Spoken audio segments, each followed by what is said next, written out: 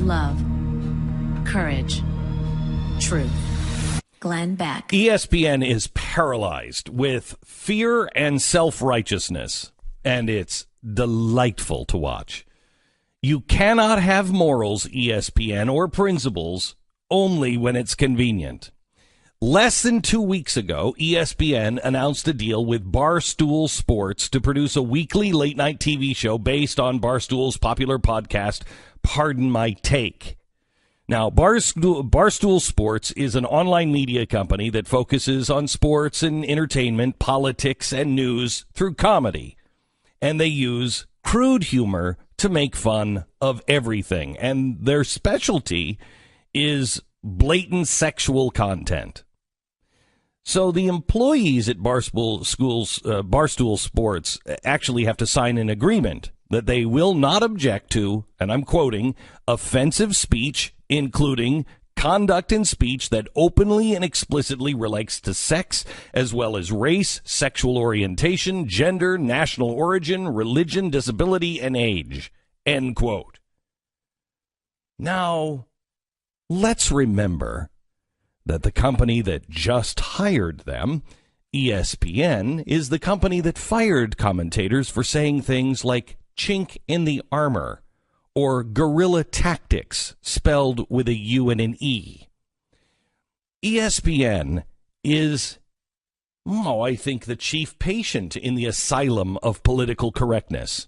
And yet they made a deal to produce a show with the least sensitive people in all of sports. Someone didn't think it through. After the first episode aired, ESPN announced that they are canceling Barstool Van Talk Show, citing concerns about content. So let's get this straight. ESPN struck a deal to produce the show they now have concerns about. Okay, that's actually not what happened. Harvey Weinstein happened. ESPN knew what kind of content Barstool produces and what ESPN wanted. It's why they scheduled that show in late night. In fact, ESPN needed it because they're grasping for anything to help stem the tide of viewers running from ESPN and cable. But the ink wasn't even dry with the contract with Barstool when Harvey Weinstein and his scandal broke out. ESPN didn't suddenly grow a conscience. They got caught making a show with unapologetic sexists, and now they're trying to save face. Wow, I didn't see that one coming. ESPN, it really is delightful to see you struggle. It really is. Many of us are enjoying this. You can't have morals or principles only when it's convenient, because that's not how morals or principles work. You either have them or you don't. And when you try to have it both ways, you're completely inauthentic. People see right through you and they run from you.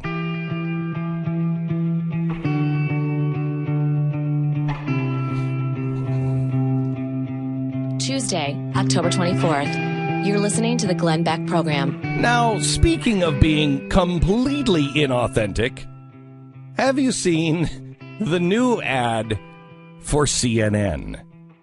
Let's play this. This is an apple. Mm-hmm. Some people might try to tell you that it's a banana. Right. They might scream banana, banana, banana over and over and over again. They might put banana in all caps. You might even start to believe that this is a banana. But it's not. This is an apple. Facts first, CNN. Okay, so CNN, this is a really effective ad, just not for you. I mean, when you are the chief architect of the banana factory, you can't say you're for apples, man. You're the one. Now, let me just show you immediately the parodies were out because everybody thought the same thing.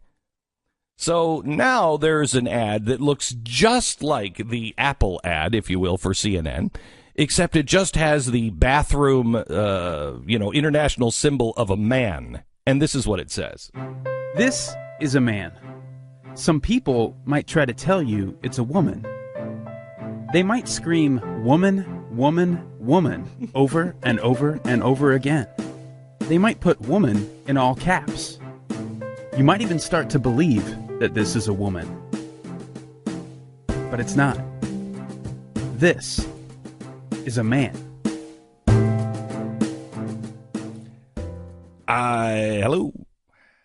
Hello. This thing is going to come and just pull itself like a black hole. It's just going to collapse on itself, and the gravity is just going to suck everything down with it. Because, I think the approach is delightful, right? I'd love to get a place, and they're obviously going after Trump and the Alex Jones sort of world, the fake news world that they're calling it. And I understand that. And I think it's the right approach, especially for somebody like CNN, to be like, hey, you know what? This is an Apple. This is the truth. We're just going to give it to you. It's just, but there's no one with the credibility. No, there's nobody there with the credibility to do that. They are sometimes. They have some good things, certainly. But like the man-woman thing is a great example. There was a quote from some celebrity who's saying, coming out and saying, "Hey, I'm gender non-binary," and the quote was, "Look, it was a guy, and he's like, I feel as much, I feel more woman than I do male." Yeah, it's like, well, the word "feel" is an interesting term you just used. Yeah, is that what this is? Feelings aren't facts, right? Feelings. If what you're telling me is gender is a measure of feeling, then you could. I'm not going to accept that definition, but then I at least understand your points, right? Like if you're saying, well, what we mean by gender is we feel this way. Well, you can feel any way you want. That doesn't change what the gender is. You're just redefining the word to mean something else. There are times I get up and I feel like an elephant. Okay, that doesn't make me an elephant. It just makes me feel like an elephant. Both kind of look like elephants. No, I know, but not quite as gray. I will not culturally appropriate elephants. You can feel whatever you want. Feelings are not facts. And that is really important for this society to understand. You want to go to the moon? Okay, you need some facts. And you need some general mathematics. Not Common Core mathematics. It won't get you to the moon because you showed me how you got there. No, you actually need actual arithmetic that is accurate. No matter how you feel it's accurate, it better be accurate or we all burn up on either liftoff or reentry. We don't make it. Feelings are not facts. And facts are really important. And what's hysterical is these people think that they're the arbiter of truth and facts when they are the ones who have been pushing us on, no, 2 + 2 can be 5 if you can show me your work. No, that's a banana. No, not only is this now a woman because she says she's a woman, but she's a beautiful woman, and you must admit that she's a beautiful woman. No, she's a dude. She hasn't had the plumbing fixed, and even that, the chromosomes don't change, but I understand what you're saying. She's a dude, and she's an ugly dude. Now, I'm sure there are guys who feel like a woman and could be a beautiful woman. That isn't one of them. That's a fact. It's at least an opinion, but it's an honest one. Yes. At least, that's all you really want, right? That's the problem. We are all about feelings. We're not about facts. And opinions are not honest. They're not honest. Everybody you see with their opinion, it's not an honest opinion.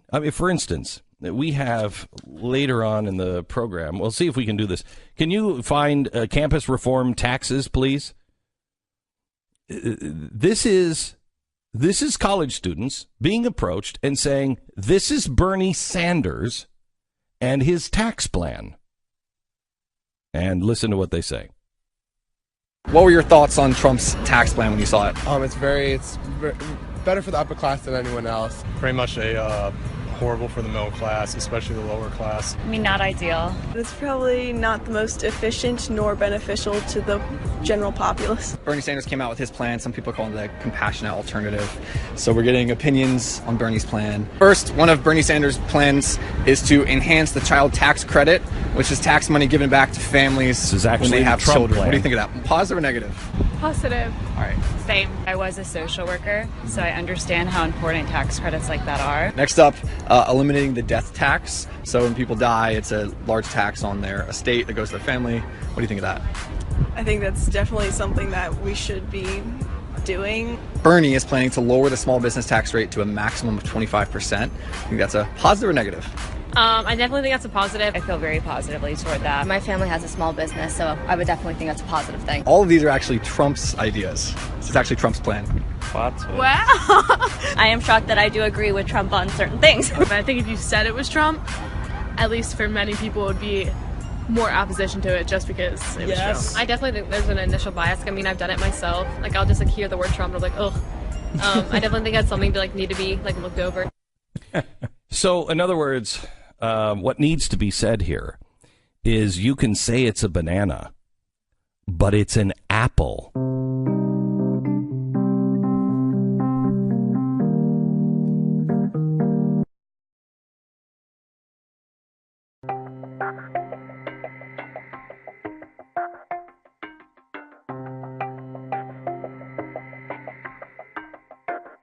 Glenn Beck.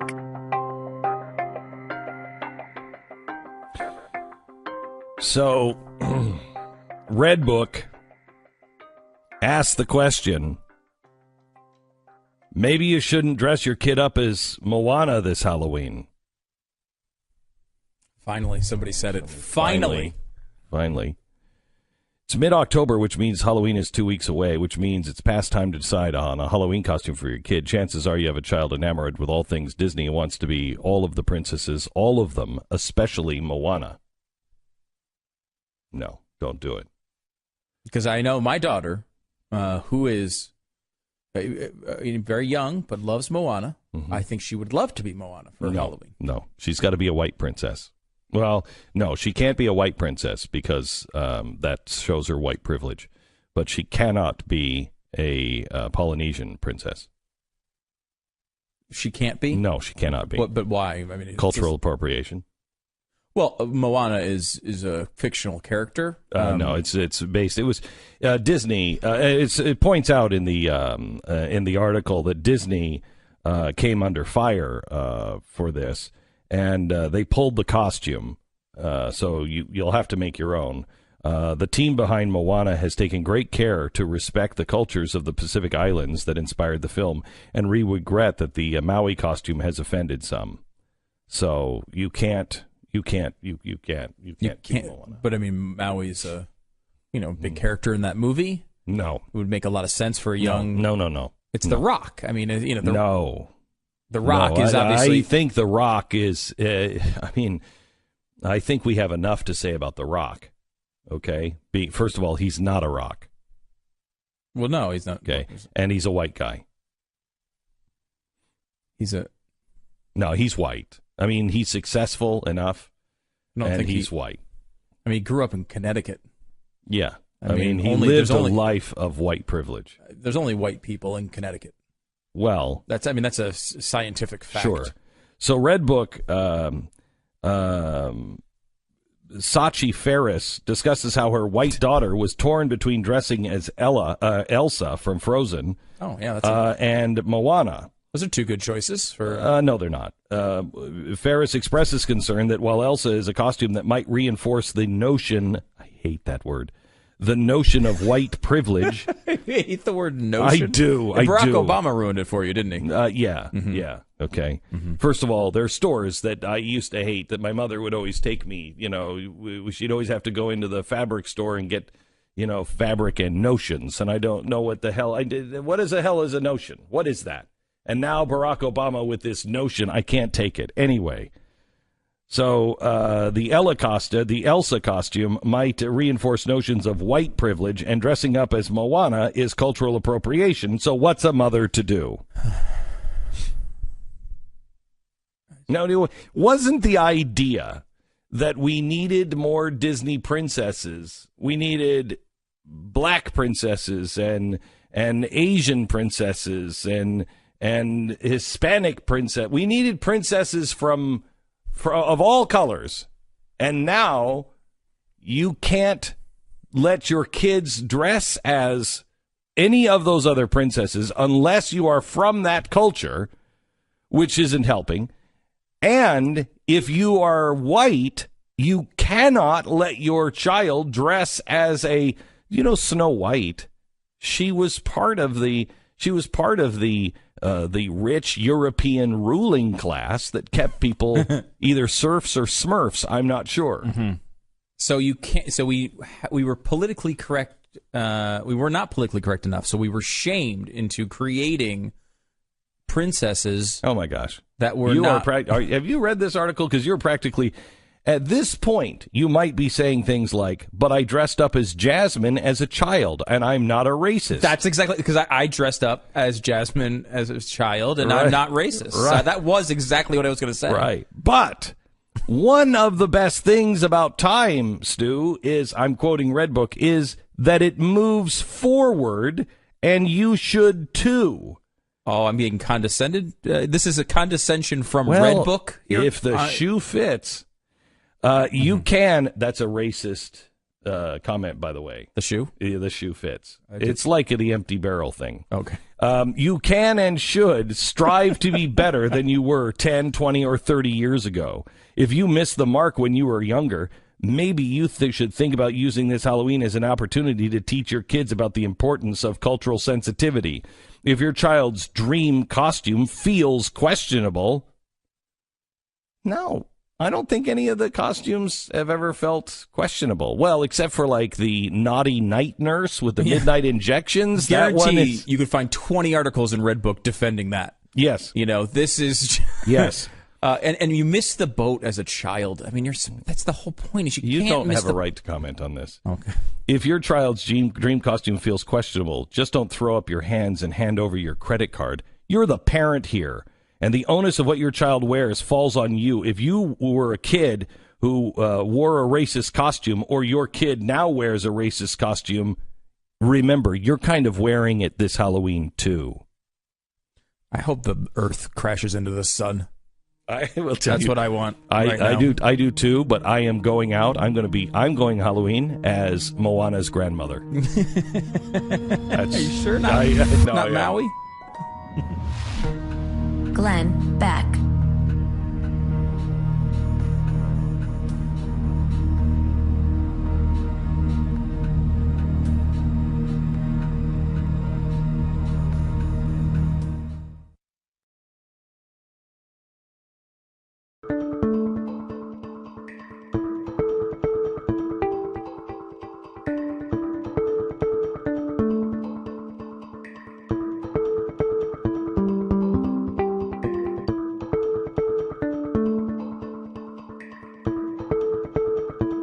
This is the Glenn Beck Program.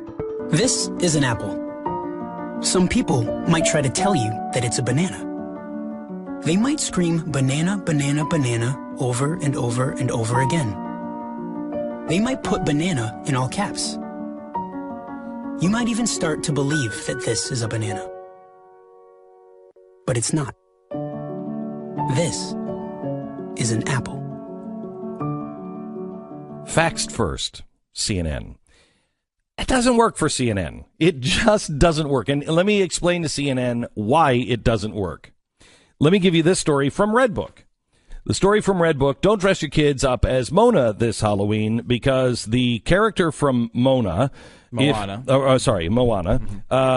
if your child dresses up in an Elsa costume and they're white, it will reinforce notions of white privilege. But dressing up as Moana is cultural appropriation, reducing someone's culture to stereotypes and therefore belittling it. If you think that, a 4-year-old girl is dressing up as Moana, and that is a cultural appropriation, and she is belittling that, or dressing up as Elsa is her reveling in her white privilege, banana, banana, banana. That's a banana. If my daughter wants to dress up as Moana, it's because she likes and respects Moana. That is what I like to call an apple. This is why this ad does not work for CNN. The day that CNN can say this cultural appropriation with our kids, our little kids on Halloween is a banana, is the day that ad will work. But until then, nope, not a chance. Let me go to Chris in Pennsylvania. Hello, Chris. You're on the Glenn Beck program. Hey, Glenn, I got to bust out the duct tape. I mean, I know you used to talk about that and wrapping your head before it explodes. Yeah. I'm just about there. Hey, out of one side of their mouth, I understand if I like to wear a pink shirt, if I'm more sensitive than other people, if I like to watch the Lifetime channel, that might mean I feel like a woman. Maybe I'm a woman.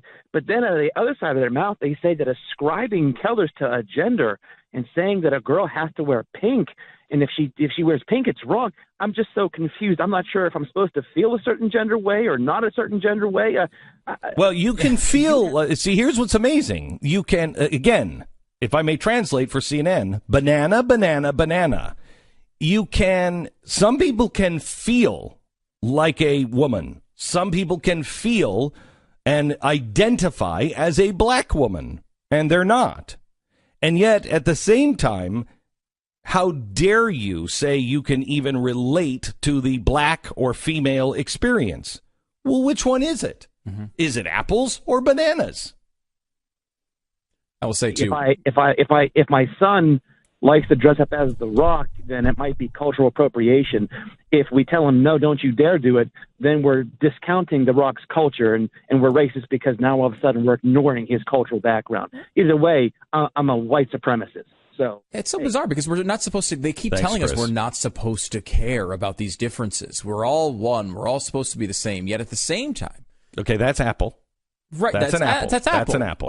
Okay. At the same time, we're not allowed to appropriate other people's cultures and enjoy them. I mean, they say this about music. They say this about food. Mm-hmm. They say this about all of these different things that express culture. It's a way that you enjoy and you actually become more familiar with different things. And, and maybe you wind up, society winds up accepting different. Well, you see, so here's the reason why they have to keep telling us banana for cultural appropriation. Because this only works if we are divided.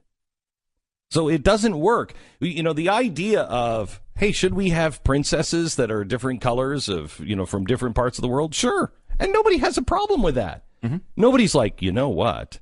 That princess, I think she's Arabic. And so no one cares. Nobody cares. Nobody cares. But because nobody cares, you have to come up with something else. So now you have to say, oh, no, wait. You can't like that too much. You can't adopt any of that because that's cultural appropriation. That is putting a fence around all of us to make sure that we can't talk to each other. We can't relate to each other. We can't like something too much. Well, wait. I really like the blues. I don't think I really am qualified to like the blues. Everybody's qualified to like the blues. No, I don't think so. No, it's true. No. Banana, banana, banana. Yeah. And by the way, I will say, I am offended at the idea that someone would bring up Lifetime in a negative way this close to Fa La La La Lifetime, the collection of dozens of wonderful Christmas movies that will be airing very soon on Lifetime and Hallmark Channel. Well, what I would like to know is how many of the people at Lifetime actually believe in Jesus Christ as their Lord and Savior. There's very little Jesus happening. There's very little Jesus in the Lifetime movies. But it's cultural appropriation. You're taking the culture of Christians. Yes. Oh my gosh, you're there right. I said it. Oh my gosh, you're right. Yes. Finally, we get to be offended about something. No, you don't. You don't have the right to be. You have the right to remain silent. Oh, good. And anything you say can and will be used against you. Let's go to Mike in Florida. Hello, Mike. Hey, good morning. Hey. You know, Disney, it seems to be guilty of hypocrisy, believe it or not. What? You wouldn't, it's true. on Broadway, they just started Frozen. Mm-hmm. And in the casting of the hero of Frozen, the guy who winds up marrying one of the two girls, I can't remember the names, but one of the guys he's a black guy. So it's absolutely, it's really bad casting in my opinion, but nobody's in an outrage about it. Wait, why is it playing? You're talking about the dude on the horse in that movie? The dude with the horse. Yeah. He's a black guy. He's a white guy in the Wasn't movie. he Sven? No, or was that the Hans or something? It is a very... Yeah, so a Swedish black guy might stand out a bit. How dare you say Right. that? How dare you? Especially because it's set maybe 200 years ago or whatever, Right. 1850s, I think. Right. And it's a black guy. I don't know if he's talking, with modern language or if he's got I'm not sure the diction of the guy, but it just seems crazy that Disney would allow that to happen. For a black guy to be Schwen, Hans, no, no. But you can go that way. You can go that way. It's not inappropriate for anyone to play a white person. It is inappropriate for any white person to play any other role other than a white person. That's the problem. James in Texas. Hello, James. Hello, Glenn. How are you? Good. How are you? Glenn, how you doing? Good. So my son and I drive him to school every morning, and he's been listening to your show for about 4 years now, and he actually had a pretty good comeback as we're listening to your Moana story. He goes, Dad, I want to dress up as Moana. And I was like, what? I looked at him. He goes, yeah, because I self-identify as a Polynesian girl, and we're white and Mexican. You're teaching your kids well. Yes. You're white and you're Mexican. Yeah, he's white, and I'm white. My wife's Mexican. We live here in El Paso. So somebody says, yeah, I'm going to dress up as Moana. And I looked at him kind of funny because he's 12, and then he goes, yeah, because I got it figured out. I can do it because I self-identify as a Polynesian girl. This kid's going to be running circles around you, man. You are in trouble. Let me tell you something, James. You tell him that his white Polynesian grandmother named Glenn is just up the street in Dallas.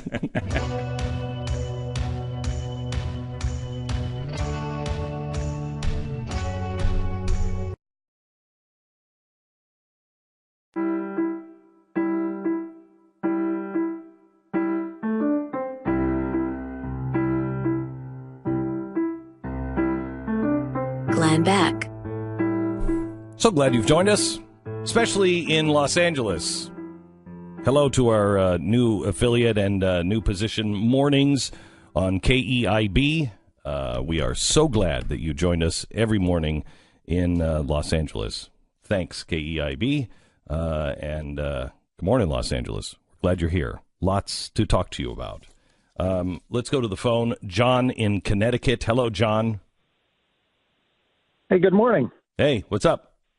I'll be very brief. Talking about the Moana costume thing. Yeah. I've asked many people, define what white is, or any, black or brown or whatever. Define that for me, and then I'll be happy to conform to whatever rules you want me to do. But I don't know what white is in this case. White is something that you should be ashamed of, or an alternate definition is something bad. Yeah, something you should be disappointed in. If you look in the mirror and you see white, you should feel disappointment. Yeah. Especially if you're a white boy. Mm-hmm. White boys just, you got nothing. But it's the same tactic, right? It's like an apple is an apple, Thanks, a banana John. is a banana, right? White is white, brown is brown. That's okay. But when you have this culture that can't define these basic things, how can you? He's right. Like, we had a guy who just called up the other day. He's like, my son is white and Mexican. I think a lot of people would say, well, wait a minute, Mexican, that's Hispanic, that's different than white. Well, no, you could be white and Hispanic. Why not? And it's like we found that we out. found it with Trayvon Martin, right? That's right. Whenever a white Hispanic person does anything wrong, we definitely always find out that they're white and Hispanic and not just Hispanic. Correct. When they're voting for somebody, it's always they're just Hispanic voters. But when they do something wrong, they're definitely white Hispanics. Let's go to Cody. Hello, Cody.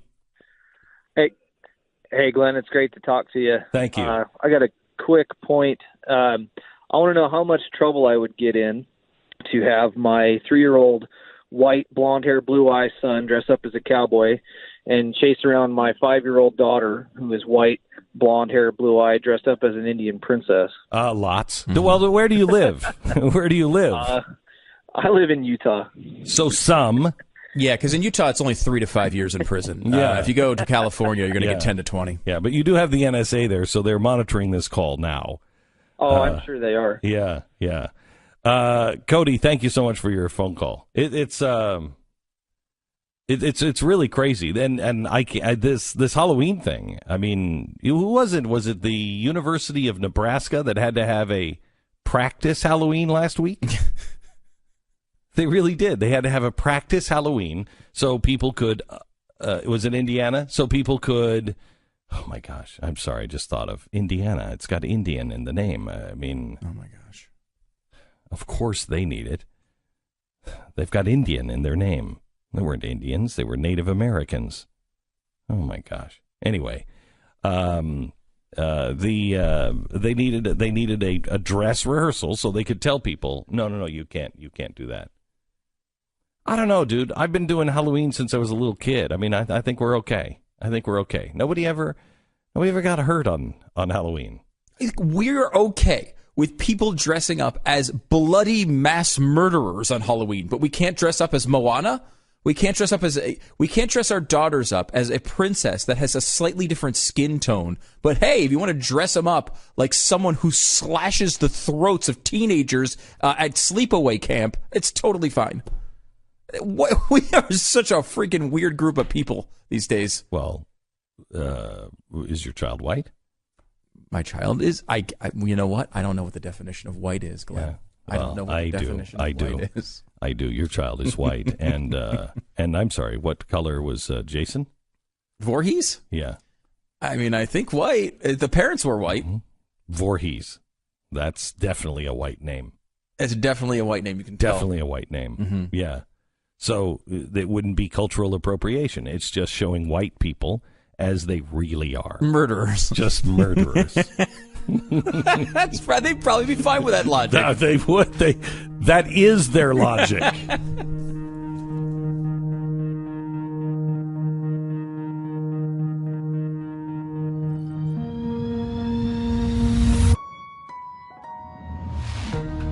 Glenn Beck.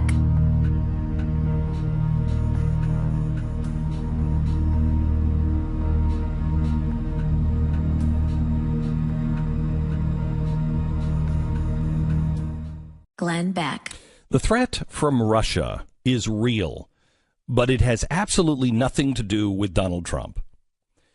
Before it was sexy to talk about collusion or interference in the elections of our campaigns, our old friends, the Russians, had their sights set on something huge. Putin was pulling out all of the stops to find out what the new Russia reset was going to look like. Russian espionage measures included everything from legal lobbying efforts to deploying the American-style deep-cover sleeper agents. If you think that this isn't happening, you are part of the problem. What if I were to tell you that a wealthy American family with aspirations for the Oval Office had been targeted by Russian intelligence? Not only were they targeted, but high-ranking members of their staff were actively being infiltrated. They even took what looked to be bribes from the Kremlin connected to banks in Moscow. Why did it look like a bribe? Because it affected U.S. policy towards Russia. You tell that story to anyone here in the United States, and they'll think that you're talking about Donald Trump. All of the above happened in 2009 and 2010 in a Russian plan to infiltrate Bill and Hillary Clinton. An FBI counterintelligence investigation revealed that the Russians were using American companies to gain access to high-ranking people close to Hillary Clinton. They also revealed that Kremlin-connected money given to Bill came suspiciously close to meetings with Hillary that she had in Moscow regarding several issues that Moscow had an interest in. The Uranium-1 scandal was just one of them, and that is a huge item. The Clinton case and the Trump case are so much alike, but the latter has gotten all of the media attention. The truth is this: the Russians are targeting America. They have been targeting us for a long time. If you ran for president, they would be targeting you. Not only is this threat real, it's getting worse. And it's not about Donald Trump. It wasn't about the Clintons. We are the ones that have made this a partisan issue, not the Russians. The United States is under attack, and we better start acting like it. Love, courage, truth. Glenn Beck. ESPN is paralyzed with fear and self-righteousness, and it's delightful to watch. You cannot have morals, ESPN, or principles only when it's convenient. Less than 2 weeks ago, ESPN announced a deal with Barstool Sports to produce a weekly late-night TV show based on Barstool's popular podcast, Pardon My Take. Now, Barstool Sports is an online media company that focuses on sports and entertainment, politics, and news through comedy. Love, courage, truth. Glenn Beck. ESPN is paralyzed with fear and self-righteousness, and it's delightful to watch. You cannot have morals, ESPN, or principles only when it's convenient.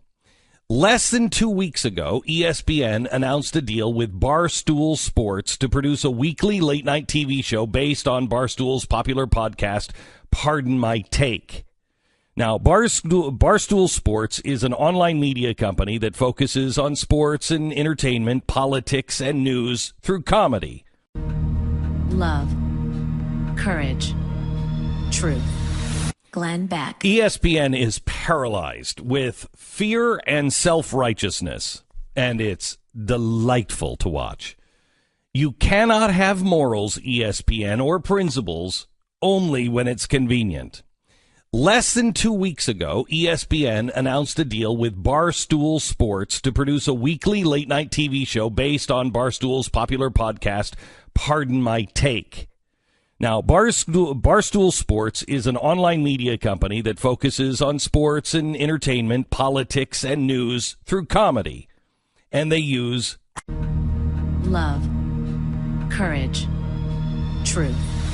Glenn Beck. ESPN is paralyzed with fear and self-righteousness, and it's delightful to watch.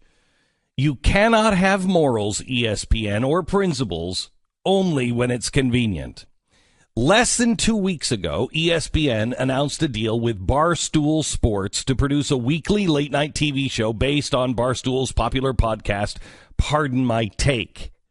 Now, Barstool Sports is an online media company that focuses on sports and entertainment, politics, and news through comedy.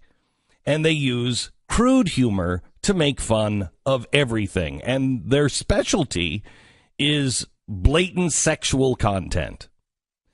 So the employees at Barstool Sports actually have to sign an agreement that they will not object to, and I'm quoting, offensive speech, including conduct and speech that openly and explicitly relates to sex, as well as race, sexual orientation, gender, national origin, religion, disability, and age. End quote. Now, let's remember that the company that just hired them, ESPN, is the company that fired commentators for saying things like chink in the armor or guerrilla tactics, spelled with a U and an E. ESPN is, I think, the chief patient in the asylum of political correctness.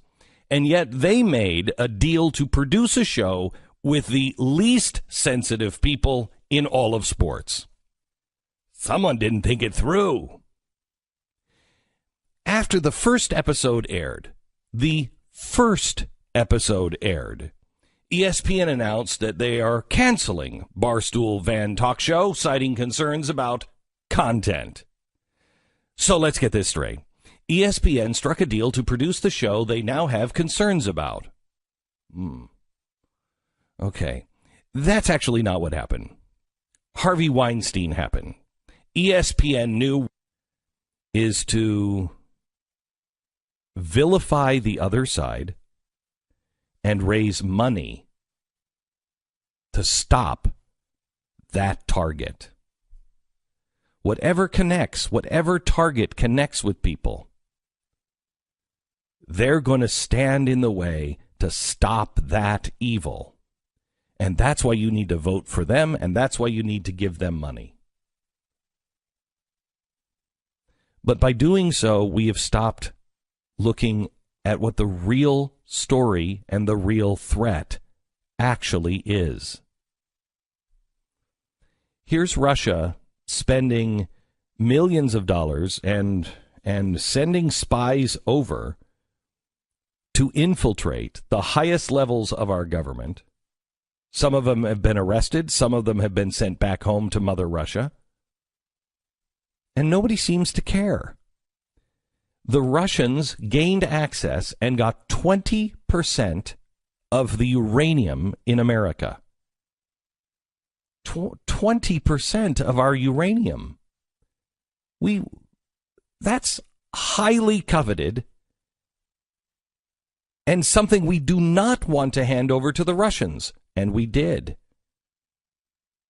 Does that matter? Last hour, I asked you, what are your kids dressing up as Halloween? Now, I've done radio for 40 years, and every single year for probably 20 of those broadcast years, I would get on the radio. What are your kids going as Halloween? What's the Halloween going? The best Halloween costume? Because it was meaningless. It was frivolous. It was fun and relatable. That's not the case now. Last hour, I gave you a story out of Red Book. Now, I don't know Red Book. I've never read Book magazine. I've never read Red Book magazine. I think my mother used to read Red Book, so I associate it with, moms. But they're worried about what your kid is going to wear for a costume. And God forbid that your child is going to dress up as Moana, because that's cultural appropriation.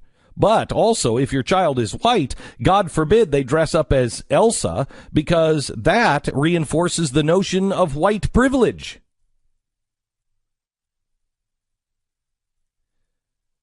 Does that really matter? Is this with all the things that are happening on Earth? Well, yes.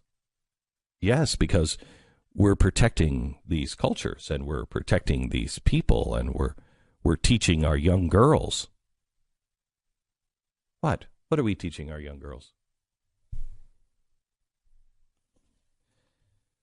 going to show you this on TV tonight.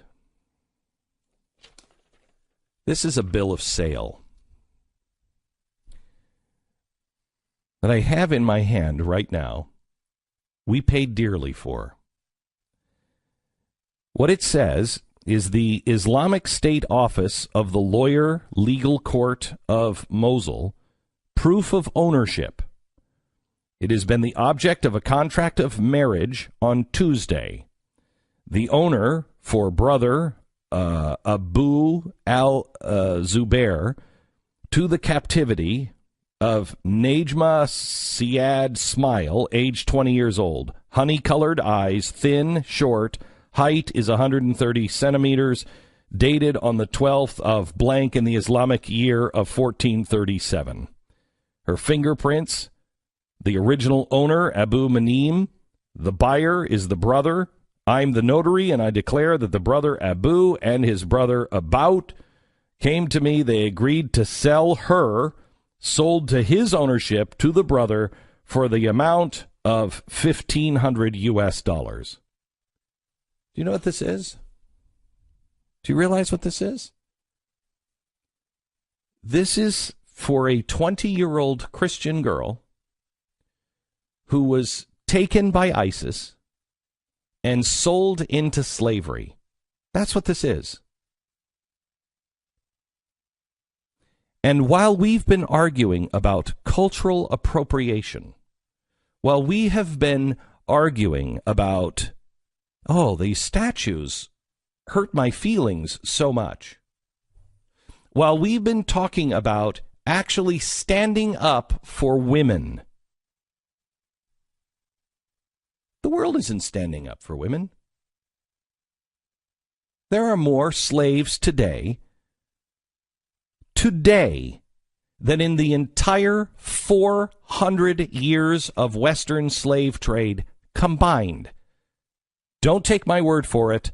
Look it up. That's an outrageous stat. That cannot be true. If I said to you that the slave trade is happening today and women and girls are step up to a stage in a market and their teeth are checked and a bill of sale at an auction is given,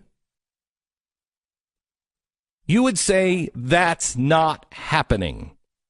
It is. The reason why I say this cost us a lot, it almost cost some people their lives, because you cared, because you gave to the Nazarene Fund. A few weeks ago, Mercury One operatives went in, found her, and freed her. This was her bill of sale. We didn't buy her. We freed her. We set her free. Because you didn't care about a stupid Disney cartoon character. You cared about a living, breathing 20-year-old who is being raped 10 times a day. Because you know what matters most. The grand scheme of things? Let's see. I get to the end of the life and I'm at the deathbed and I'm like, yes, and I didn't let my daughter dress as Moana. Or I was part of something that freed slaves.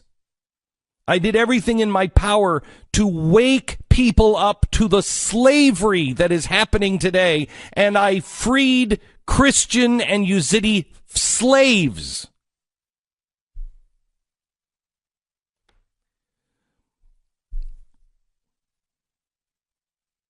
One of those people on that deathbed, somebody in the room will say, they always had a sense of what mattered most.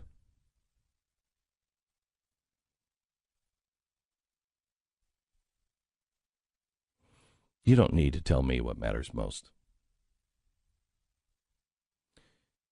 You already know almost everything you hear on TV is bullcrap. Almost everything you read on the internet that makes you angry is bullcrap. It's not what matters most. It's what gets you angry to divide us for power or for money. What do you say? We already know what matters most. Let's roll up our sleeves and get to work.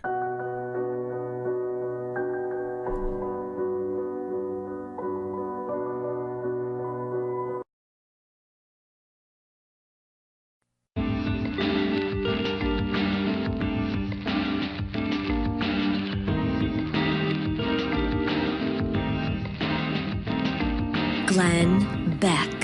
So, yes, it is more important to care about people who are enslaved in the Middle East than it is Halloween costumes. Yes, it is. Yes, but we have to also be able to enjoy our lives and enjoy our children's lives. Here's the thing. I think by getting up every day and looking at things and going, what matters most? For instance, Donald Trump is tweeting this morning about Bob Corker again. Does that matter? Does it really? It doesn't matter to me. Doesn't matter to me. Not going to affect me at all. I'm not even going to read it. It doesn't matter. It does not matter. So with the world on fire, we have to be able to look and say, that story doesn't affect me. For instance, last night on TV, we did I called it a sanity segment, where it just tried to explain what parts of the story of the phone call to the Gold Star mother actually matters. We've been doing this now for, 2 weeks? Mm-hmm. We're arguing back and forth. It's still going on. What part of that matters? I boiled it down to two things. What really happened in Niger, that we have to know. And today on television, we're going to show you not what Rachel Maddow says. She's gone full-fledged tinfoil hats, and I have the tinfoil hat to prove it, and I'll show you tonight. We have to know what happened in Niger, and you have to decide what the president said. Was it hurtful? Was it intentionally hurtful? The answer is no. Okay, move on with your life. Let them just do the circus. Glenn Beck.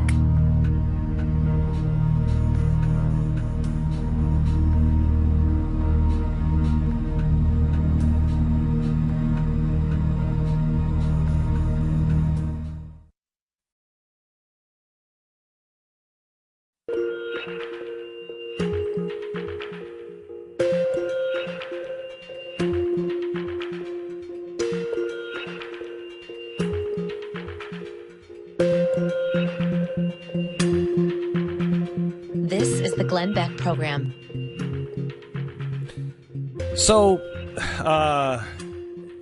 earlier, Donald Trump came out and said he is going to open up the JFK files, which I think is great. I have not heard from Rafael Cruz. I believe he's either in Canada by now or maybe Argentina, eluding police, because once those files come out that show that he clearly was involved with the assassination, I think then you'll know. But they're going to release these files, which I think is fantastic and wildly interesting for no reason other than fun. Gerald Posner is a friend and an author. Case Closed: Lee Harvey Oswald and the Assassination of JFK. I have been good friends with one of his good friends for a very, very long time. And so when this story came up, I immediately thought, what does Gerald think is in these files? Welcome to the program, Gerald Posner. Glenn, great to be on with you. As a matter of fact, our mutual friend, Michael Pelka, said the other day in a tweet that this coming Thursday, the day for the JFK files release, is Christmas for all JFK researchers. And I'd never thought about it that way before, but I think he's absolutely right. President Trump's giving us all, those of us who have followed this case, a gift. The gift is every word in every document that the CIA and everybody fought for so many years to keep sealed. So did you think that this would come through this early? Because I thought it was like 2025 or after the next generation had died or something like that. Well, yeah, that's what Oliver Stone kept telling us. In his film, he's got Kevin Costner addressing the jury, saying 75 years, your taxpayer money. They're keeping these things sealed from you. And so we never thought we'd see it in our lifetime, but here we are. They passed this law back in '92 in response to Stone's film to say, let's get the files out. They put a 25-year limit on it to force these agencies to take a quarter century to get their act together, and said whoever is president on October 26, 2017, that's the person who will have the final say if the FBI, the CIA, or anybody else still says we want to hold on to these because there's an identifiable harm to national security, law enforcement, foreign relations. They'll appeal to the president. The president gets the right to say yay or nay. Does the harm outweigh the public good? And they could never have imagined, I assure you, as you know, 25 years ago, you took a poll of their top 1,000 people they thought would be president. They never thought it would be Donald Trump. No, and running against the guy whose dad was co-assassin. So right. So Trump raises the assassination in the campaign. Right. Now he's sitting as the president, and the interesting thing is, I think that we will only get these files if they really come out Thursday. If they don't come in the last minute and convince them to hold back a few, because it is Trump. If this had been Obama, even Bush the younger, Clinton, they were sort of system people who followed the rules of freedom of information. They would have listened to the agency saying, can't disclose this name because it's going to embarrass somebody in Mexico, help the CIA. When Trump tweeted on Saturday that these files are coming out, it was a great sigh of relief. I think he's the only person who's president since Kennedy who would have actually released them all. So what do you think is in there? For the average person, I don't care if there's somebody in Mexico that, the CIA wants to protect that I've never heard of. What's in there that we would care about? Okay, so the first thing is there a blockbuster, to use a bad term for the Kennedy assassination? Is there a smoking gun? Is there a some document that shows J. Edgar Hoover handwriting the escape route for Oswald or that? No. The reason I say that adamantly or so with such confidence is, and you get this completely, if there had been a massive plot at the highest government levels, the last place you're going to find evidence of it is 25 years later in the National Archives. Right. What's his name? Sandy Berger took those out in his underpants long ago.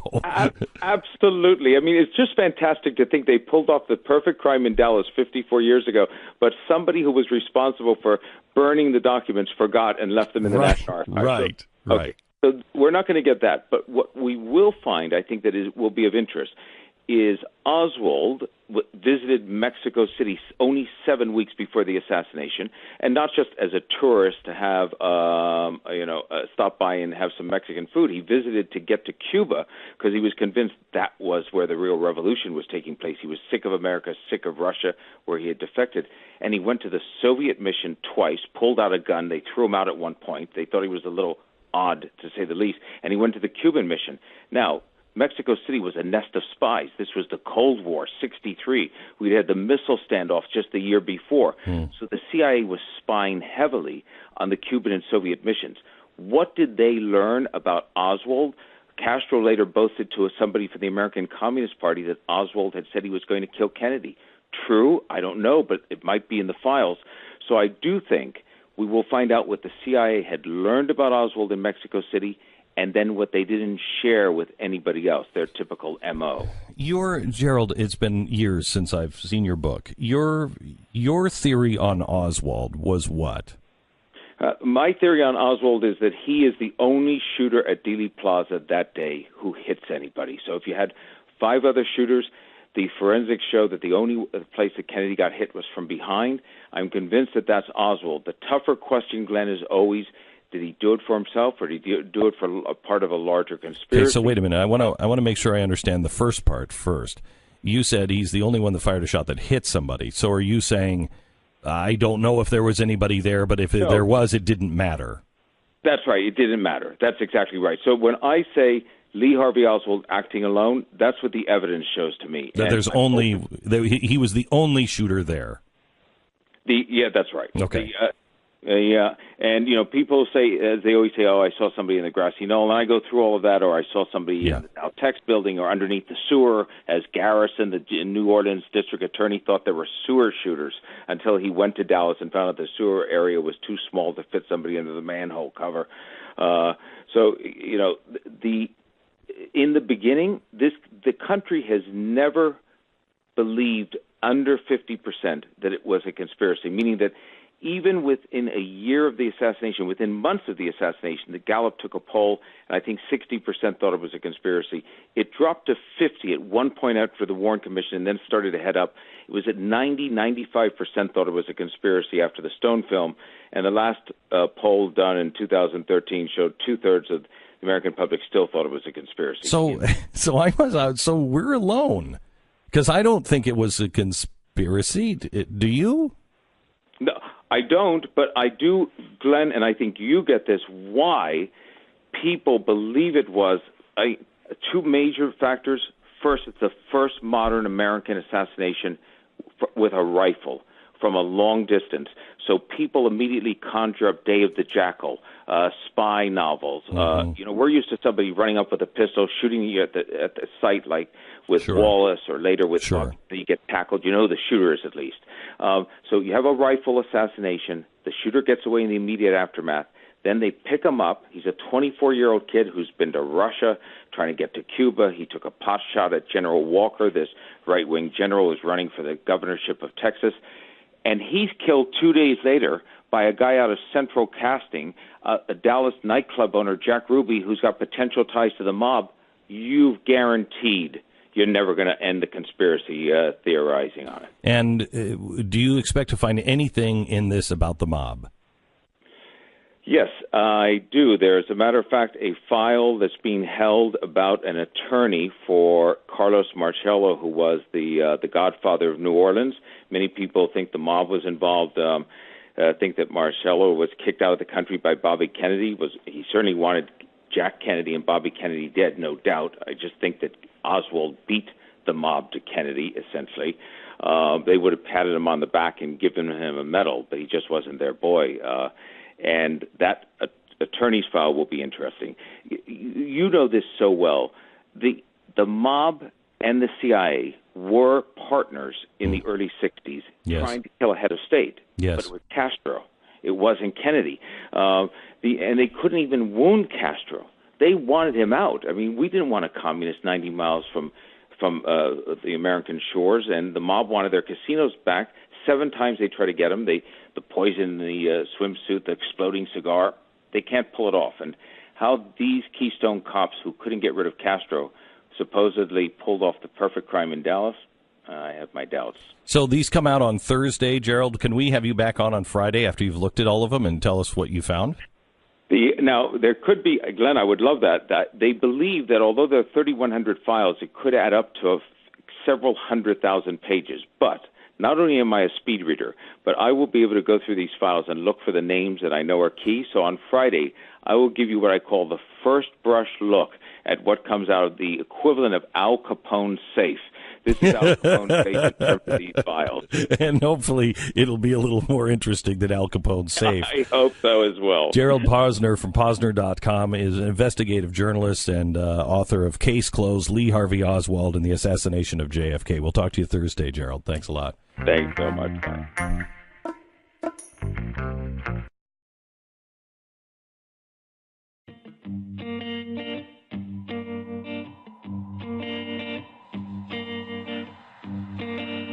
Glenn Beck. Let me go to Ruth in Minnesota. Hello, Ruth. You're on the Glenn Beck program. Hi, how are you? Good. How are you, Ruth? I'm good. I'm calling about that article, the Red Book one. I actually subscribe to Red Book. Okay. I'm actually very disappointed in it because I'm Mexican American, or I don't know what to call myself anymore because everything seems to be inappropriate. But Just American. I feel that we are, yeah, exactly. Thank you. I consider that what we are doing, like you said, racial appropriation. I call it racial segregation. I think we are regressing by not allowing our children to learn and experience other cultures because supposedly it's not politically correct. I think it's interesting. I was watching a show, and I don't know which it was. I was watching a show with my granddaughter and my kids. It was some cartoon thing. And we were talking about it, and much to my granddaughter's chagrin, and again, to my older kids, too, I stopped it halfway through, and I said, guys, have you noticed how the characters are being drawn here? Do you notice what their clothes are? And they rolled their eyes like, Dad, please just shut up. And I said, no, tell me what part of the country this show, I believe, is America Second. Where is this? Where is the base of this from? And I was proud to say, after a little while, they said, wait a minute, it looks Arabic. It looks like it's like Princess Jasmine. And I said, notice that all of the girls have their whole bodies covered. Their skin is covered to their hands and to their feet and to their neck. And it was a good conversation that we had with my older kids about, the difference in culture. And, why can't we have conversations with that? And why can't my kids go dressed as Princess Jasmine, and knowing that Princess Jasmine would have never dressed this way in Saudi Arabia today because she would have been beheaded. Why my kids can't enjoy, Moana and dress as Moana is beyond me. Why? They're not trying to take that culture away and mock it, but that's what the experts say we're doing.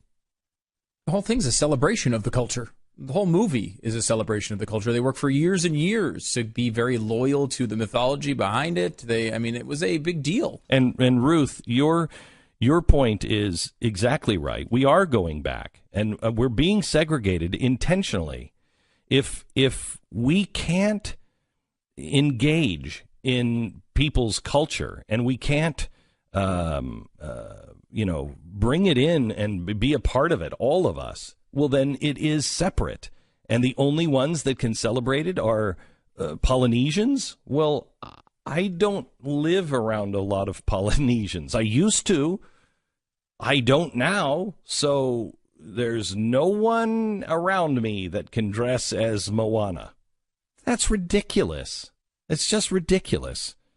And why do our kids have to be ashamed as dressing as a white princess because that's a symbol of white privilege? Well, do we get anything? I mean, do we get anything besides a kick in the teeth and told that we're bad? On tomorrow's program, I want to talk to you about Hillary Clinton's new children's book, because I was at the bookstore this weekend. I was getting books for my granddaughter.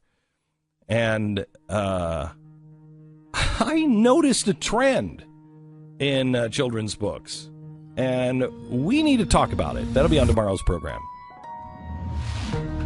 Glenn Beck.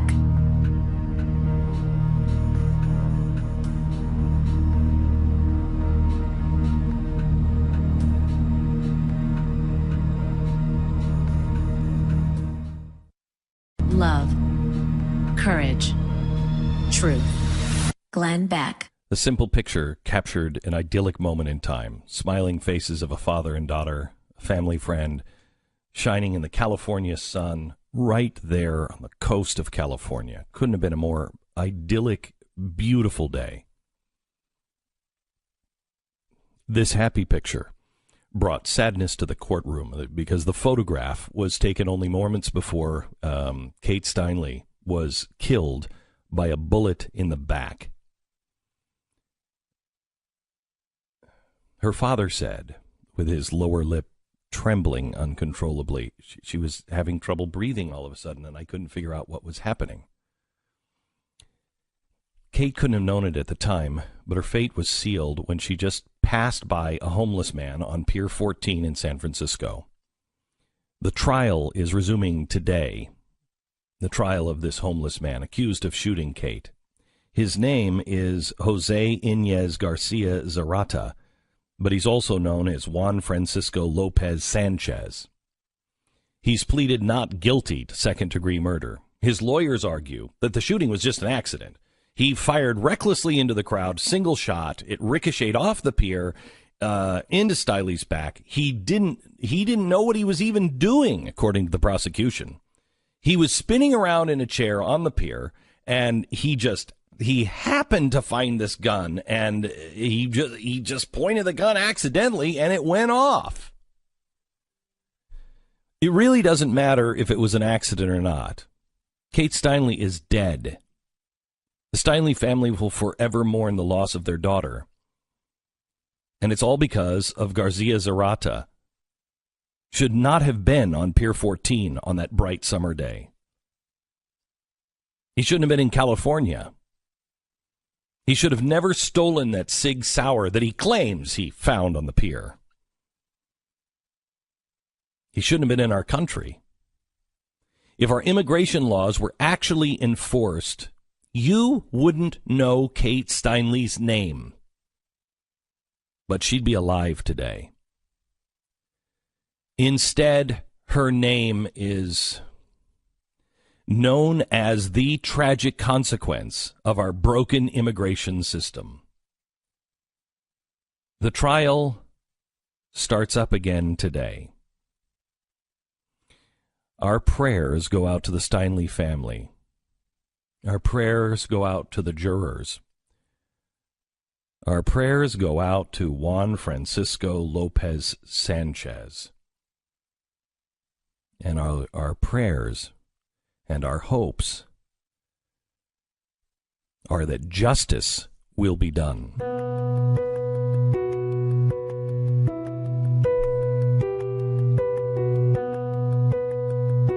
Tuesday, October 24th. You're listening to the Glenn Beck program. So, if you're like the average American, you are having problems paying for your health insurance. You are having problems keeping your doctor. You don't know what to do. Nobody in Washington is making any sense. It doesn't seem like anybody is doing anything at all. What do?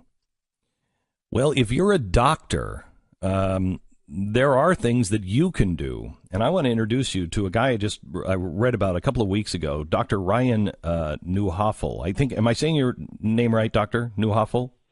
That's correct, Glenn. Okay. So tell us what you're doing, because you've decided that you've had enough of this, and you're in, if I'm not mistaken, Lawrence, Kansas. Right. And you knew that people weren't being served, and you were no longer really a doctor. You were more of a paper pusher. And so what did you do? Well, I started a practice about 6 years ago. So I guess you could say I got set up a long time ago, even when I was in medical school. And so I operate in a pretty unique model of practice that's growing around the country called direct primary care.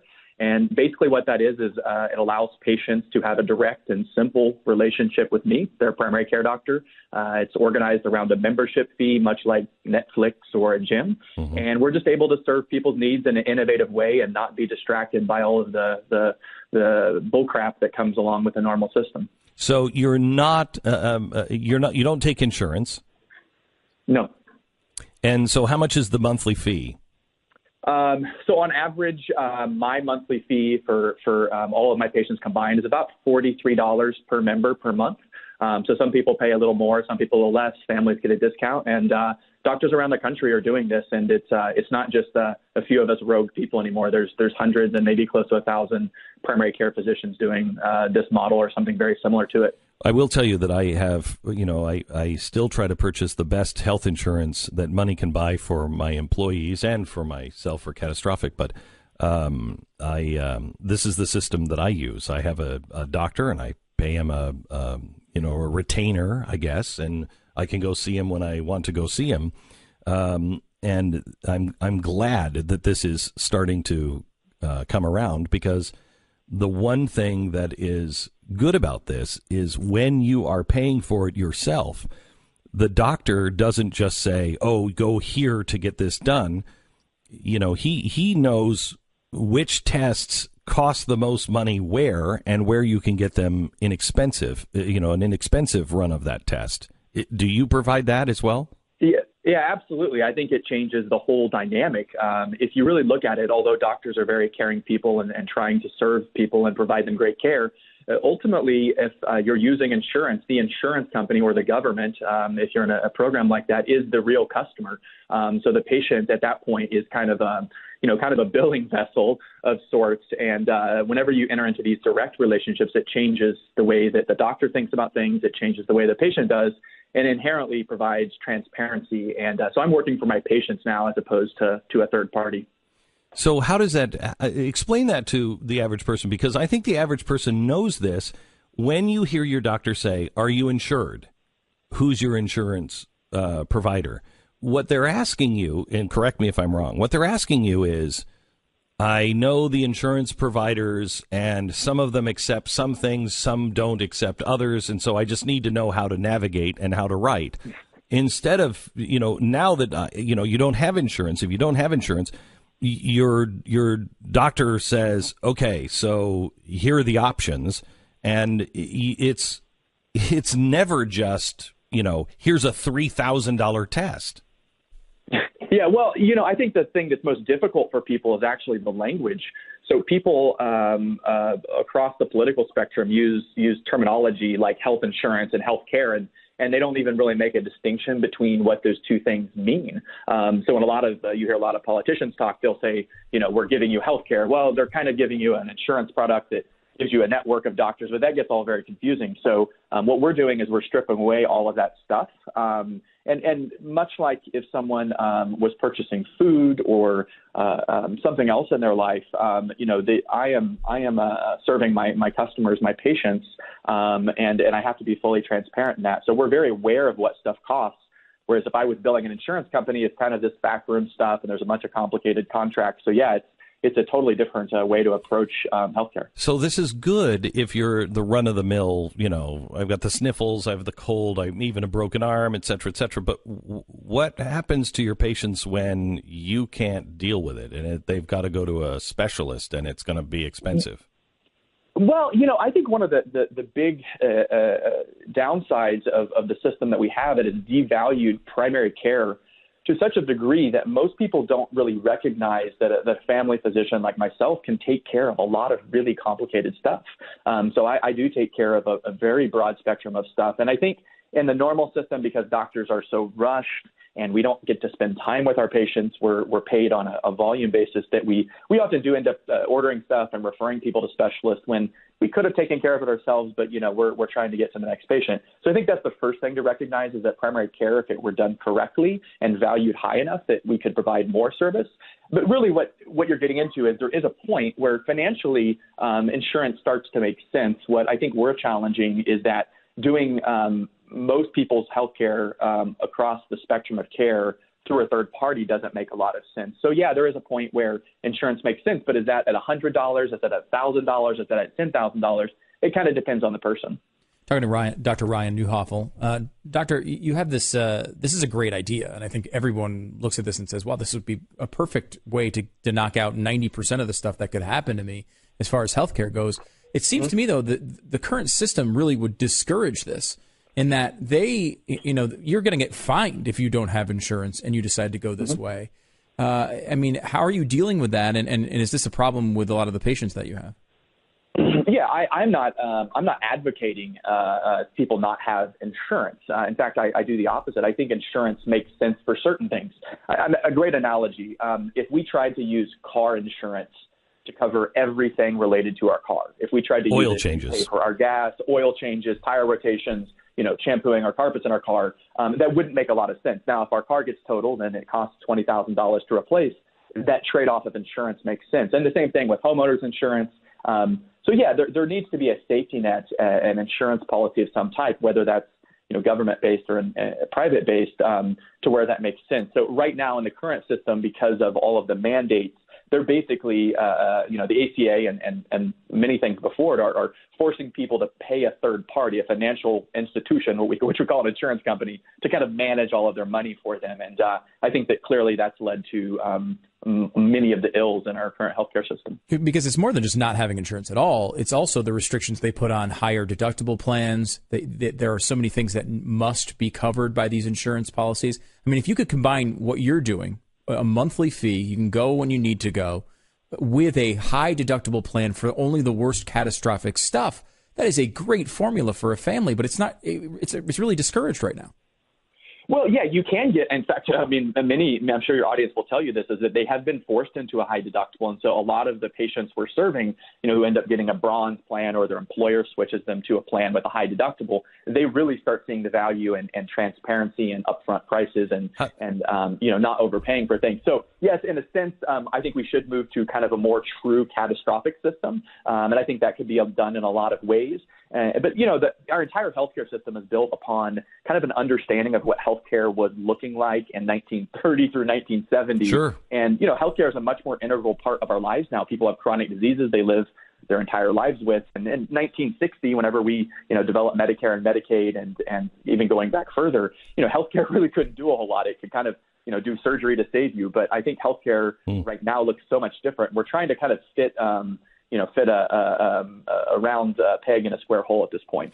So newcare.net, NEU, newcare.net is the address if you'd like to find out more. How does somebody find somebody in their local area like you? What do you even look for? Yeah, actually, there's a really great resource now online. The best one that I direct people to is called DPCFrontier.com, and there's a mapper on that website. So if you click /mapper, there's about 1,000 doctors around the country, 600 to 800 practices who are operating at a very similar model to mine. They all have their own kind of flavor of it. But if you're looking for a doctor in your area, that's by far the best resource to look for. Or you can Google. If you Google direct primary care in your city, you'll probably stumble upon somebody. Great. Dr. Ryan Neuhoffel, thank you so much. I appreciate it. Good work. Thanks, Glenn. God bless.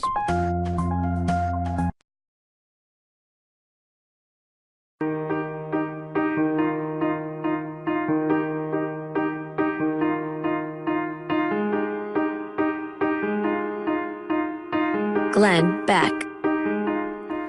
So I have officially decided, because I've had enough of this cultural appropriation nonsense, and we've been talking about this article in Redbook today, that we're supposed to feel bad if our children want to dress as a Disney princess that happens to be white, because then it's white privilege.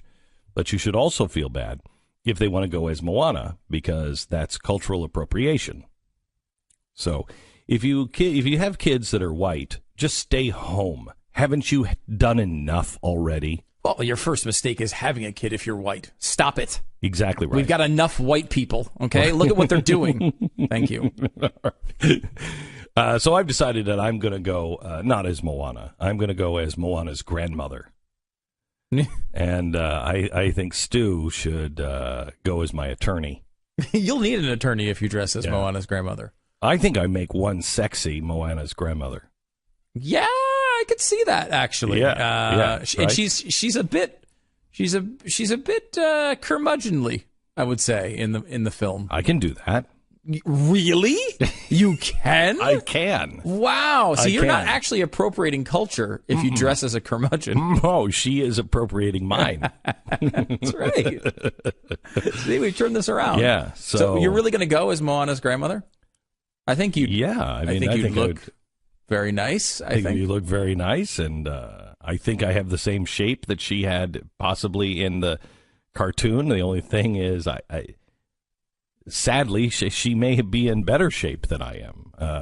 So I wasn't going to say it, but and I think she's dead. So did she die? Yeah, she did die, didn't she? Spoiler alert! If you haven't seen Moana yet, boy. Moana's grandmother's dead. Wow! But still in better shape than you. Even dead. A dead cartoon. Yeah. That's when you know it's time to hit the gym. Yeah. So I don't remember what she was wearing. What was she? I gotta look it up here. Yeah, just Google search images of Moana's grandmother. Moana's grandma. Okay. What a world we live in. It really is freaking amazing. It is amazing. Because there's a crab in that, Tamatoa, the crab. Yeah. Are you going to be the crab? I was thinking about the crab because my son and my daughter both love Shiny, the song from the Moana soundtrack. And I was like, that would be a fun thing to dress up as. And I'm like, I bet I can Google how to make a Tamatoa costume. Oh, I'm sure you could. Oh, there's like 1,000 sites that tell you how to do it. It's like the 19th most popular character in that movie. I have to tell you, it's crazy the stuff that you can just Google and either buy or they show you how to make. I mean, it's like we lived in caveman times. Yeah, it really is. Yeah, I think this internet thing's going to stick around. I don't know. I don't know. I mean, it's 50-50 still, but I think it might last for a while. So I would say Grandma Tala. That's who you're talking about. Grandma Tala. That's who I'm going as. Yeah. Grandma Tala. I would say she appears to be wearing like it's a dress. It looks kind of like a rug that you would. Is that offensive to say that it looks like a rug? It looks to me like a rug. And then that is offensive. And it's wrapped with another. Okay, so that's gonna be it'll be a little chilly on my chest. There's frills, just like a rug at the bottom. I think that's how I'm going. I think that's my Halloween costume right there. Take that, Red Book. Glenn Beck.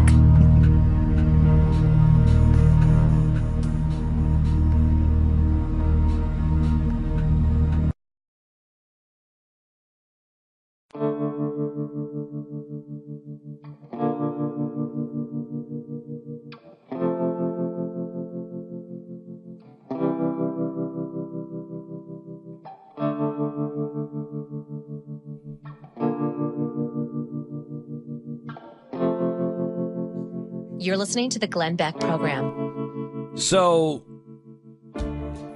I've decided to go as Moana's grandmother because it's wrong to let your kids dress up as Moana.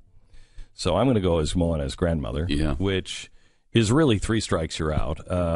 She's got a cane, so she's kind of handicapped. I'm going to appropriate that, and then she's a woman, so I'm going to appropriate that, and then she's Polynesian, so the appropriation is complete. Wow. 3 strikes you're out on that one. So can you be put in jail for that much appropriation? I think you can. Well, I can get out of it because of my white privilege. Oh, that's right. So that's right. I almost forgot about white privilege. Yeah. I forget about it all the time. Yeah, it's weird. Yeah, sometimes it just doesn't feel that privileging, does it? No, it almost feels like at this point in our history, it's not even real. No, right. I know it's crazy to say that. And that's not true. I want to make sure everyone knows. It's racist to say that. Yes, it's totally. But every once in a while, I think to myself, it feels like there's no white privilege at all. Can I tell you something? But then again, I went over to Italy. I lived in Italy for about a month. Years ago, and they don't see their Italian privilege at all. What? Yeah. Really? If you speak Italian, your heritage is Italian, you're from Italy, your family is from Italy, you can get jobs, you can get around. They didn't even notice how difficult it was for me to get around, for me to communicate, for me to get a job, because they were all just relishing in their Italian privilege. It was obscene. Wow. Germany was the same. Wow. Germany was exactly the same. Yeah. Shocking. The white one privilege of being white is you're in Italy is you speak Italian, and that actually does give you an advantage in the Italian culture. No, but I don't want to speak Italian. I'm not going to. Who am I to co-opt and appropriate their culture? I'm not Italian. But I mean, it helps you communicate, and then you could get a job, and you can make more money. No. You can't ask. Can't ask an American to speak Italian. Not in Italy. Well, but they're going to Italy, so but we're American. It's up to the Italians to learn English. Well, it's like I met this African-American British guy. What?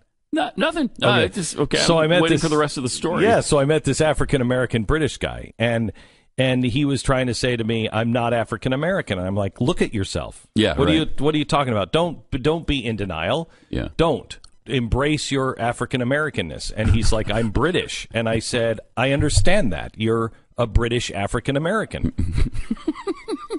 And he said, no, I'm actually, my roots are from the Caribbean. And I said, it doesn't matter. Doesn't matter. You're black. You're a British African American. Period. And did he finally understand? I hope. No, he didn't. Wow, he didn't. But that was just because he grew up in white privilege of England. Okay. Even though he was British, but he had obviously become an Uncle Tom over in Great Britain. So he was in on it. So this is exactly what you came in to talk about. It's exactly today, right? it. Pat, yeah. I just want to make sure I understand. Well, it does lead me to what I'm here to complain about, and one of those things. Wait, when did this segment become? You're just here to complain about? I'm just going to complain about things. This is like the complaint department now. Yes. All right. I want Frederica Wilson to stop wearing cowboy hats. That is. I am from a cowboy state. Can Montana. I tell you something? I live in a cowboy state. I have worn cowboy hats. I want her to stop appropriating my culture. Amen. I'm offended. I'm appalled. I'm looking for a safe space right now. When have you ever worn a cowboy hat? I've known you for sometimes. Never. Okay, never. It's my culture, though, and even if you're a black person and you've never worn dreadlocks, that's your culture, right? So I claim cowboy hats as my culture, and I want her to stop. She's from Florida. She's African American. She can't wear cowboy hats. Wait, she's from Florida? Yeah, she's a representative from Florida. Why is she I thought she was from Texas. I just assumed she was from Texas. That's what I'm saying. You are right. Right? You are right. You live in Florida. You have no right to a cowboy hat. None whatsoever. Right. None whatsoever. Why? Also, wait, do we know why she wears? Because I totally thought the same thing. I'm like, she must be from Texas. I thought she was. I really thought she was from Texas. Thought she was. So did I until I looked it up. And I will say this, and I think I could speak for the group here. None of us had ever heard of her before last week. No, that's true. Never heard of her. None of us That's had. true. She had made no impact. We talk about congressmen and congresswomen every single day. And we talk about idiot Congress people all the time. And she is at the top of, she's below. Now, I don't know if it's one slot or 5 slots below, but the guy who said, that Guam would flip over. Wilson. Oh, yeah. Mm-hmm. If you put too many Marines on one side of Guam, it will just capsize. And by the way, that's never been tested, but let's just move on and act like it's a ridiculous thing to say. Right. Okay. I love this. This is the viewpoint of the day, I believe. I think it is. Because I think want we it to stop. All of America can Wait a unite minute. on this. Wait a minute. So instead of Moana's grandmother, maybe I'll go as Frederica Wilson. Because that I can wear. No, you can't. You know what? I don't think you can. Oddly, I think you'd still get in trouble for dressing like a Texan, even though she's from Florida. Really? I think so, right? I think so, yeah. If we get you a ruby, because she wears kind of like the glittery, sequence sort of hats, right? Like she's doing it with a little flair. She's doing a cowboy with a little flair. I think you could pull that look off, but you definitely shouldn't.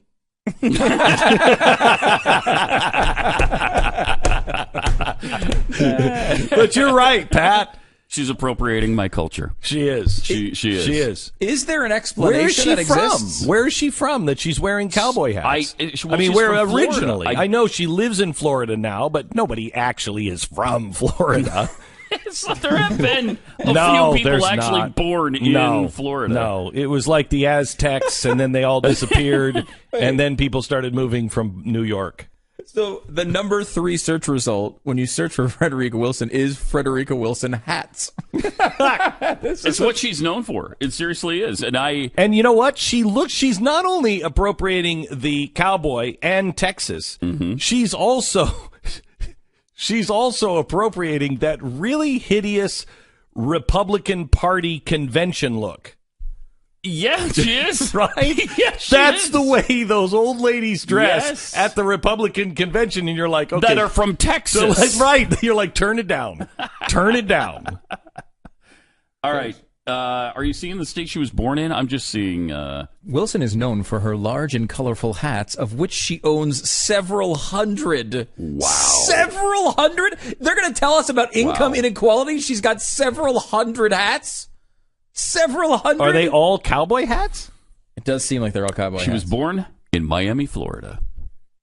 Miami, Florida. Well, that wrecks my theory that nobody's actually from Florida. It does. Because there's now one. Now there's now one. And it disallows her from appropriating the cowboy culture. You can't be. You cannot have a cowboy hat and be from Florida. No. You can't. No. I'm sorry for Doesn't make any anybody who sense. happens to be driving a truck in Florida. Sorry, no. But no, if you're from Florida, if you're from You someplace wear a else, baseball cap. Yes. Right? You could Yes. wear a fedora.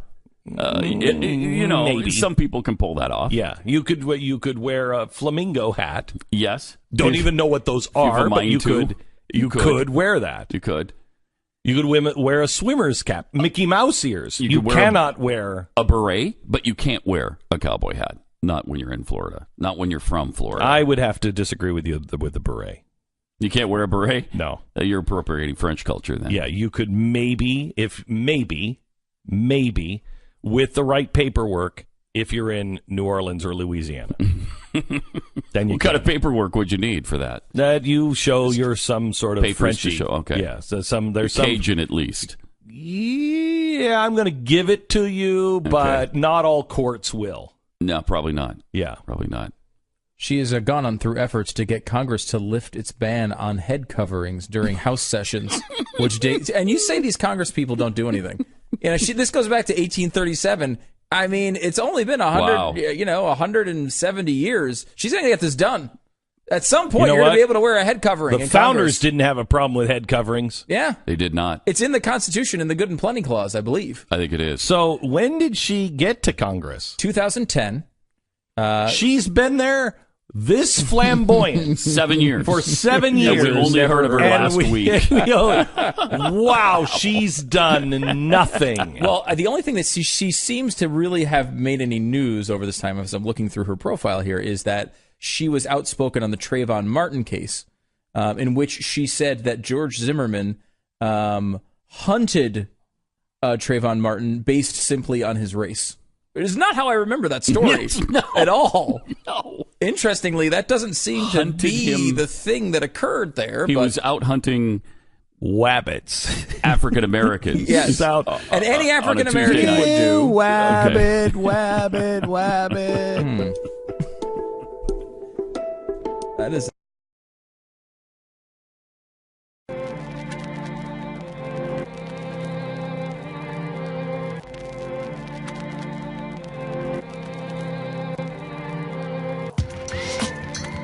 Glenn Beck. Dimitri is on the phone from Florida. Hello, Dimitri. How we doing? First things first, I love you guys. Thank you very much. Appreciate it. So, believe it or not, early 1800s, we had a group of settlers in Florida called the Crackers. They were the original cowboys. Unfortunately, she's not one of them. She's just a rodeo clown. Right. So you're saying she's not a cracker. That is correct. That is correct. Is she appropriating cracker culture?